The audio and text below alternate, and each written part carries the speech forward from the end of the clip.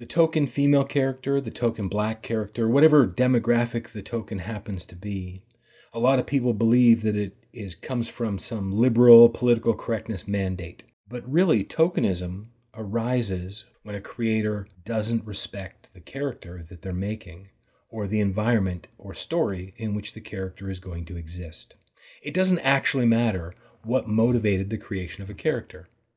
The idea or the conceit that many creators have that every character is a masterpiece from the first stroke of the pen or pencil, that every character is the product of divine inspiration, is just myth-making. The fact is, if someone asks you to make a character, you're inspired to make a character, you see something that makes you think of a character, you decide to essentially rip off and reformat someone else's character, your boss comes in and tells you to make a character, the audience says we want to see a certain kind of character. It doesn't matter what motivated the creation of the character. If you're the creator, you either did a good job or you didn't. And that's really the end of the story. So, since I like creating characters and I don't want to create token characters, I want to do a good job, create good characters, we need to sort of lay down some ground rules that we can use to help us avoid making token characters in the future. We can sort of break down characters into three simple categories.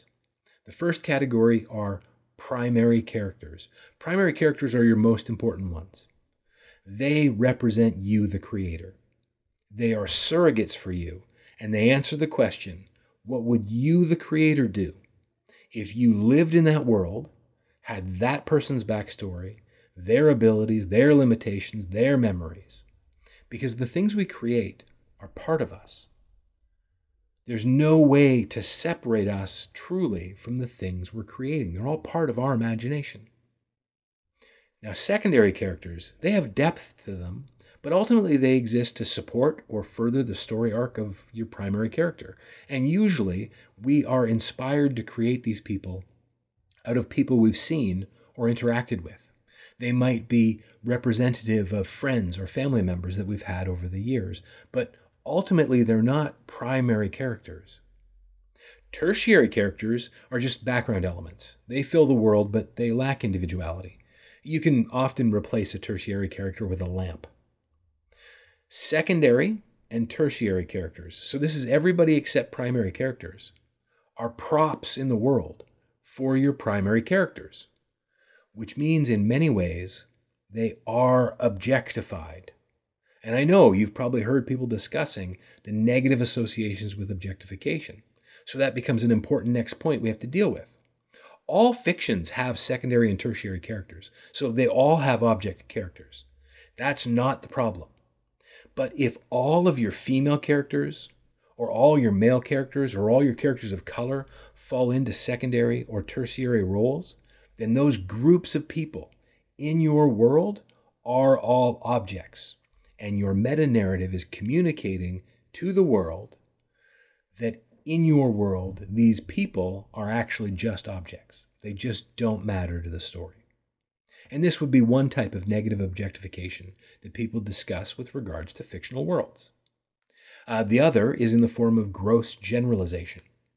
In some instances, a secondary character might be an over-the-top generalization or a stereotype. You might even have a well-realized world with lots of primary characters of different genders and orientations. But secondary characters that are over the top, they happen to be exclusively one gender, or exclusively one orientation, or exclusively one ethnicity. Then you've created an imbalanced world. The opposite, of course, is also true. If one specific gender or ethnicity or orientation or group is exclusively not generalized, then the world is also imbalanced in favor of that single group. Now that we understand these three types of characters, primary, secondary, and tertiary, we can use that understanding to define what is tokenism and how to avoid it. Let's simplify tokenism as much as possible as a concept. Subway tokens stand in for actual money. When I was young, we would go to arcades or to fairs and we'd buy tokens for the games. And again, it's just a stand-in for money. So tokens are objects that stand in for something. Therefore, a token character is an object character. As discussed, that means they're a secondary or tertiary character. Of course, you will have secondary and tertiary characters. It's unavoidable. But if you sit down with the intention of making a primary character, and that character is in an underrepresented group in your world, but you actually end up making a secondary character because you failed to invest in the character, that's tokenism. And putting the character's name on the cover or claiming that the story is about the character doesn't make them a primary character. A primary character is a surrogate for the creator and answers the question, what would the creator do in this world if they were this person with that backstory and those abilities and limitations? Imagine a female character in a comic book that hasn't been in any of the movies. Think about this person. And can you honestly say that if you were living in that world and you were that person with that person's experiences, would you dress the way she's dressing, pose the way she's posing, and behave the way she's behaving? If the answer is no, or I don't know, or whatever, then she's probably not a primary character. She's most likely an object character.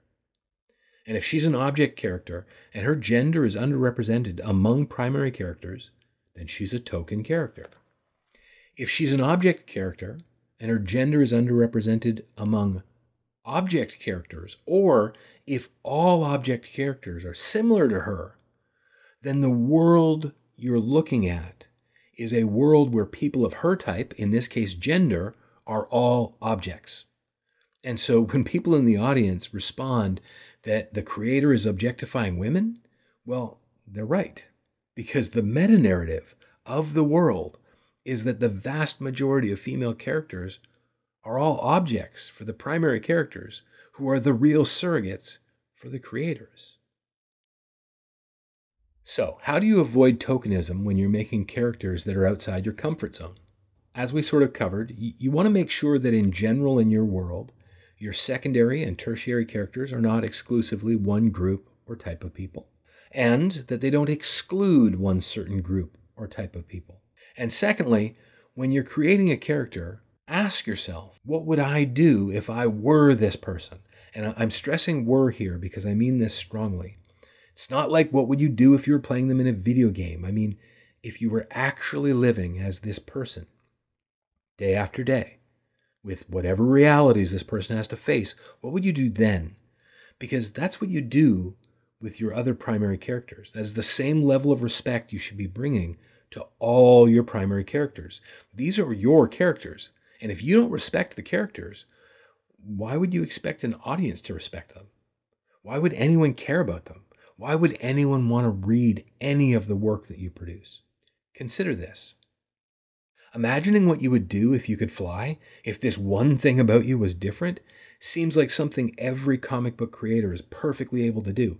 Yet they claim to have difficulty imagining being a different gender or a slightly different ethnicity. And we end up with these token Japanese characters who are inexplicably dressed as bushi or samurai from hundreds of years ago, and they quote an honor system that the creator doesn't actually understand, but I guess they read about once. When making characters that are different from you, remember, the question doesn't change.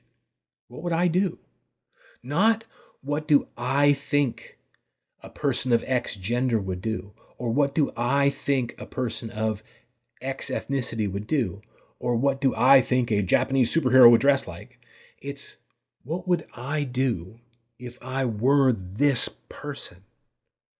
This might seem daunting, but it needn't be. Start small. There's no reason you can't make a character that's as close to you as possible with slight differences as a stepping stone towards getting better at making characters that are a lot different from you. And that, in a nutshell, is how to begin avoiding tokenism. As ever, thank you for your time, and I hope thought was provoked.